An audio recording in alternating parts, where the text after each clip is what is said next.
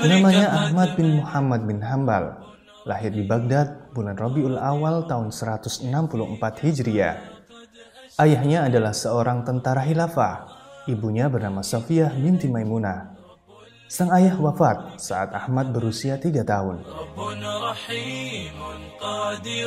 Sepeninggal suaminya, Safiyah memilih menjadi single parent demi mendidik Ahmad. Beberapa pria datang melamar, namun ia tolak. Meski ia harus menanggung sendiri beban hidup yang mulai bertambah seiring bertambahnya usia Ahmad. Sang ibunda tetap teguh dan fokus mendidik anak semata wayangnya. Tanda-tanda kecerdasan telah terlihat pada sang anak. Di antaranya, Ahmad mampu menghafalkan 30 juz Al-Quran pada usia belia. Ada yang mengatakan 11 tahun, namun riwayat lain menyebutkan 15 tahun. Cinta kasih sang ibunda itu pun berbalas. Imam Ahmad kecil pun mencurahkan segenap upaya untuk fokus menimba ilmu. Beliau pun baru menikah setelah sang ibunda wafat. Seolah tak ingin ada sosok wanita lain yang menyaingi sang ibunda dalam kehidupannya. Didikan sang ibunda dalam menghadapi kehidupan serba kekurangan membuat Imam Ahmad menjadi sosok yang tegar. Tak kenal putus asa mencari berbagai upaya untuk menuntut ilmu. Dalam pengembaraan mencari hadis ke Basrah, Kufah, hingga Yaman dan Hijaz, beliau memikul seluruh barang bawaan dan kitab-kitabnya di atas punggung. Tidak pernah berhenti untuk menapaki berbagai penjuru hingga mengumpulkan ribuan hadis sampai badannya kurus. Saat mencari hadis, Ahmad menempuh jarak jauh dengan berjalan kaki. Bisa jadi karena alasan mengagungkan hadis yang ia cari atau juga karena tidak memiliki biaya. Seorang teman menegurnya, sampai kapan ia akan terus mengembara dengan keadaan seperti itu? Imam Ahmad menjawab, sampai masuk liang kubur bersama pena.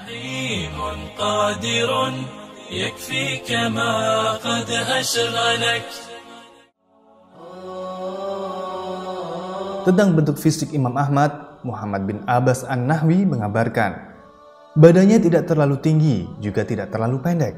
Wajahnya tampan, di jenggotnya masih ada yang hitam. Ia senang berpakaian tebal, berwarna putih, dan bersorban serta memakai kain. Imam Ahmad bin Hambal bertekad kuat untuk tidak makan selain dari hasil kerjanya. Sejak memberikan seluruh hasil sewa rumah peninggalan sang ayah kepada ibunya, hasil kerjanya sering tidak mencukupi kebutuhan makan dan beban hidup lainnya.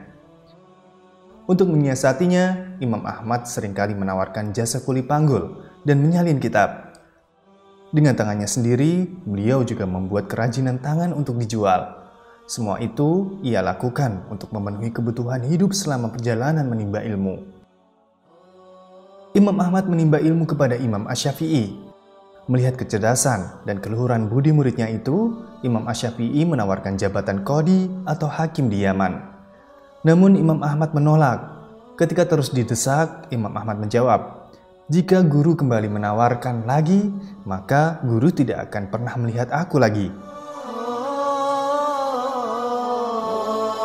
Imam Ahmad sangat menjaga diri dari riya, sampai-sampai ia tidak pernah memperlihatkan pena di hadapan orang supaya tidak disebut sebagai orang yang gemar menulis. Baginya memperlihatkan pena termasuk riya. Sifat zuhud dan warok melekat sangat kuat kepada pribadi Imam Ahmad. Suatu ketika, Khalifah Al-Mutawakkil memberikan hadiah sejumlah uang dan permata. Imam Ahmad menolak. Menurutnya, beliau tidak berhak atas harta tersebut. Alih-alih dihadiahkan kepadanya, Imam Ahmad berpendapat harta tersebut lebih bermanfaat jika dialokasikan untuk kepentingan umat lebih luas, seperti memperkuat pertahanan negara, santunan fakir dan miskin, serta alokasi sosial lainnya.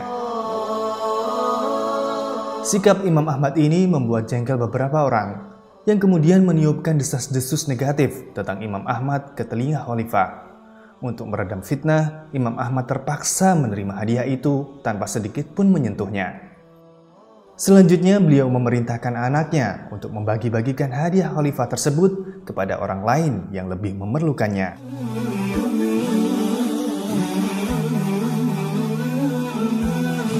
Keistimewaan lain yang menonjol pada diri Imam Ahmad adalah kekuatan hafalannya. Hal ini diakui oleh para ulama yang hidup semasa dengannya. Abu Zur'ah misalnya, ketika ditanya siapa yang hafalannya paling kuat, beliau menjawab Ahmad bin Hambal. Selepas Isya, Imam Ahmad menimba hadis Nabi SAW dari gurunya Waki. Dalam sekali pertemuan, sekitar 9 hingga 10 hadis didapatnya. Setelah pulang dari Waki, murid-murid lainnya meminta Imam Ahmad untuk mendiktekan hadis-hadis tersebut. Imam Ahmad tak sekadar menghafal dan memahami saja, tapi beliau juga menyampaikan apa yang beliau hafal. Imam Ahmad menghafal hadis-hadis Rasulullah SAW, fatwa-fatwa para sahabat dan tabi'in yang dikenal wara', menguasai fikih dan fatwa.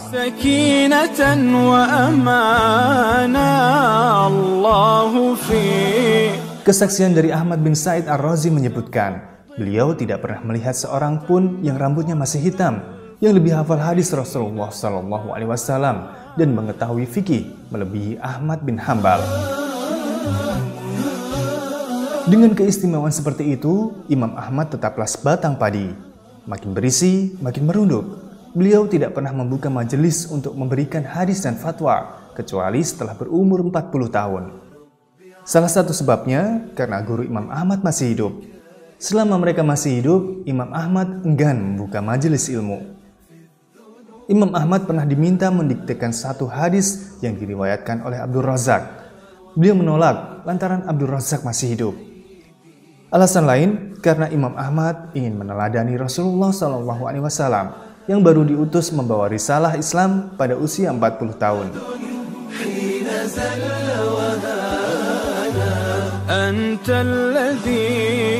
Meski demikian, untuk hal-hal yang bersifat darurat, Imam Ahmad tetap memberikan fatwa jika diperlukan. Sebuah riwayat menyebutkan Imam Ahmad terlihat di Masjid Khaif menyampaikan fatwa pada tahun 198 Hijriah.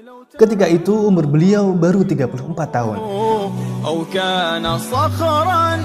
Imam Ahmad menghindari popularitas. Beliau selalu menghindar dari kedudukan dan jabatan yang tinggi. Hanya saja manusia terlanjur sering memperbincangkan dan menyebut-nyebut namanya. Sikap menghindarinya itu justru semakin meninggikan kedudukan dirinya di mata masyarakat. Nama Imam Ahmad sudah terkenal seantero wilayah Islam sebelum beliau menyampaikan pelajaran dan fatwa. Karenanya, begitu ia menggelar majelis di usia 40 tahun, berduyun-duyun orang menghadirinya. Menurut keterangan salah seorang perawi, jumlah orang yang mendengarkan pelajarannya di Masjid Baghdad mencapai 5.000 orang. 500 diantaranya tekun menulis penyampaian Imam Ahmad. Imam Ahmad bin Hambal hidup pada masa di mana kultur Persia lebih kental ketimbang kultur Arab. Demikian pula peradaban non-Arab juga banyak melebur dalam kehidupan masyarakat saat itu. Utamanya ketika Khalifah Al-Ma'mun meminta bantuan Persia saat menghadapi kudeta dari saudaranya sendiri Al-Amin. Kultur dan budaya non-Arab menguat. Filsafat dan ilmu-ilmu baru menjadi penopang penting bagi Khalifah Al-Ma'mun. Persinggungan, benturan, hingga persaingan berbagai peradaban memunculkan berbagai opini dan penyelewengan akhlak. Bahkan terjadi penyimpangan pemikiran dan sosial. Perkara-perkara yang semula dianggap asing dan nyeleneh, kini mendominasi dan dianggap lumrah. Di tengah kondisi seperti itu, Imam Ahmad teguh memegang bara. Alih-alih larut mempelajari ilmu kalam, Imam Ahmad tetap fokus mendalami hadis-hadis Nabi SAW. Hadis-hadis tersebut dan juga asar para sahabat dan tabi'in menjadi landasan utamanya dalam berfatwa dan menjawab berbagai pertanyaan.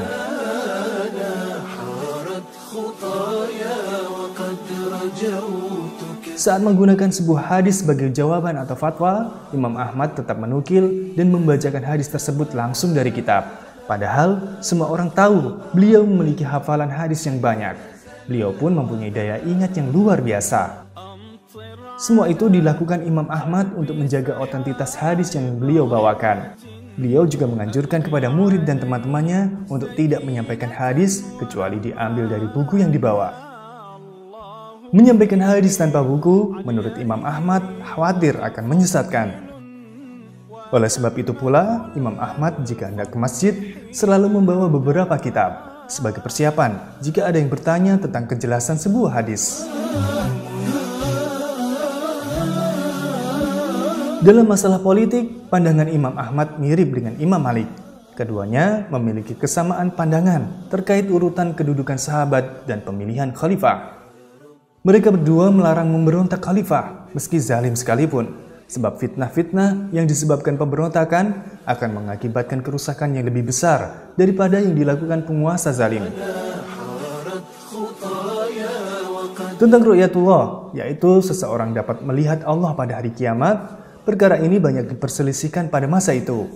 Imam Ahmad mengimani ru'yatullah pada hari kiamat karena nas-nas yang ada menunjukkan hal tersebut. Terlebih Nabi SAW juga pernah melihat Rabb-Nya. Pendapat Imam Ahmad terkait ru'yatullah berada di antara dua titik ekstrim. Kelompok pertama menafikan ru'yatullah secara total. Mereka menolak hadis-hadis yang menyebutkan ru'yatullah pada hari kiamat karena hadis-hadis ahad. Bahkan mereka tidak meyakini hadis-hadis tersebut. Kelompok kedua menetapkan ru'yatullah secara berlebihan. Mereka menetapkan bahwa melihat Allah pada hari kiamat seperti halnya melihat manusia atau benda. Kelompok ini menganggap Allah berada di suatu tempat tertentu, sama seperti benda. Adapun pendapat Imam Ahmad, beliau meyakini terjadinya ru'yatullah pada hari kiamat tanpa membicarakan seperti apa dan bagaimana.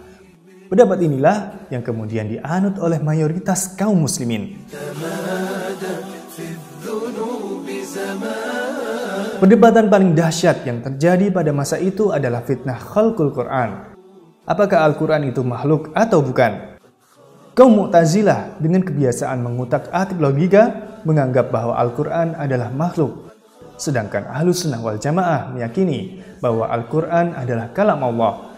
Sebagaimana Allah telah berbicara atau kalam langsung kepada Nabi Musa alaihissalam.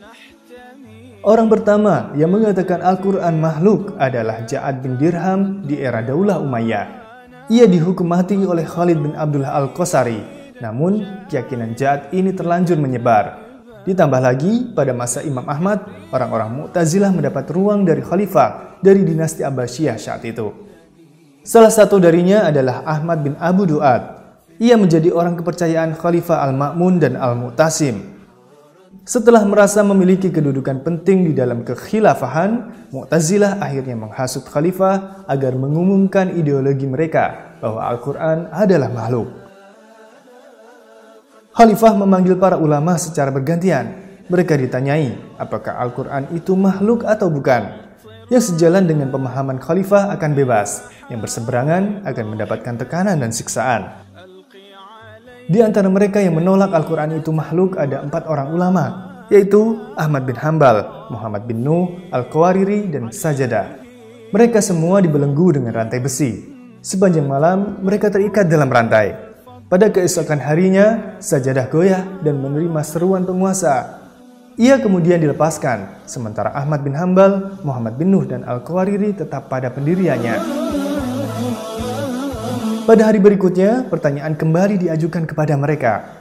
Al-Qawariri goyah dan memenuhi tuntutan penguasa. Ia kemudian dilepaskan, sedangkan Ahmad bin Hambal dan Muhammad bin Nuh tetap pada pendiriannya. Keduanya kemudian digiring dalam belenggu untuk dibawa ke hadapan Khalifah Al-Ma'mun di Turtus. Di tengah perjalanan, Muhammad bin Nuh mati syahid. Sedangkan Khalifah Al-Ma'mun juga keburu meninggal sebelum Imam Ahmad bin Hambal dihadirkan di hadapannya.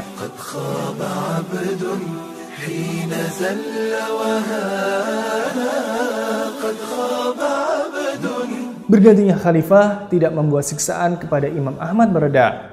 Derita Imam Ahmad mencapai puncaknya pada masa Khalifah Al-Mu'tasim yang dilanjutkan oleh Al-Wasik. Ahmad bin Hambal mendapat lebih dari 30 kali cambukan. Sumber lain menyebutkan 80 kali. Cambukan demi cambukan membuatnya berkali-kali pingsan. Saat Imam Ahmad bin Hambal dibawa keluar dari istana khilafah menuju rumahnya, tabib datang lalu memotong daging mati dari tubuhnya. Hingga pada suatu hari, seorang ulama mengingatkan Khalifah Al-Wasik tentang kontroversi khalqul Quran. Ulama tersebut menggugat bagaimana mungkin seorang khalifah menyerukan sesuatu yang tidak pernah diserukan oleh Rasulullah SAW dan para khulafaur rasyidin. Mendengar kata-kata itu, Khalifah Al-Wasik bangun dari tempat duduknya. Ia terus mengulang kata-kata itu, lalu menghentikan siksaan kepada mereka yang berselisih akidah dengan istana seputar khalqul Quran. Fitnah ini dan keteguhan Imam Ahmad dalam memegang prinsip-prinsip akidah Ahlus Sunnah wal Jamaah membuatnya semakin dicintai oleh umat. Saat tahu Imam Ahmad dijebloskan ke penjara dan disiksa, Bishr bin Haris berkata, Ahmad bin Hambal dimasukkan ke dalam tungku api untuk selanjutnya muncul dalam wujud emas merah.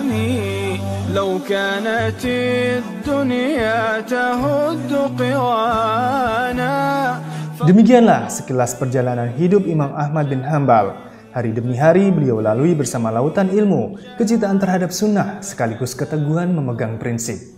Hingga tibalah hari saat beliau harus pulang menghadap Rabbul Alamin.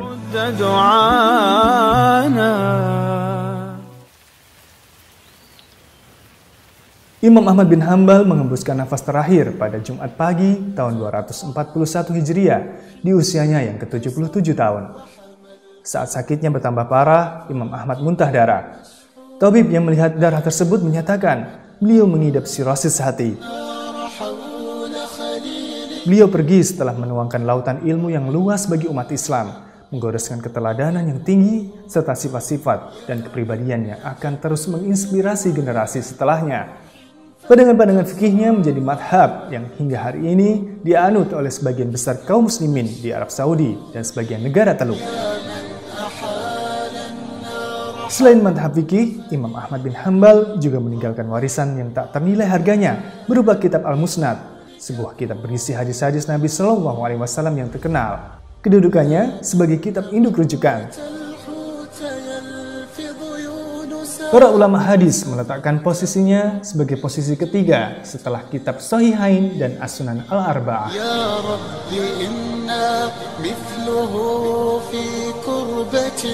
فرحا عبادا كلهم ذنوني يا من أمرت الحوت يلفظ يونسا وسترته بشجيرة اليقطين يا من أجبت دعاء نوح فانتصر وحملته في فلكك المشحون يا من أحال النار حول خليله روحا وريحانا بقولك كوني يا من أمرت الحوت يلفظ يونسا وسترته بشجيرة اليقطين يا رب إنا مثله في كربة فرحا عبادا كلهم ذنوني يا من أمرت الحوت يلفظ يونسا وسترته بشجيرة اليقطين يا رب إنا مثله في كربات فرحا عبادا كلهم ذنوني فرحا عبادا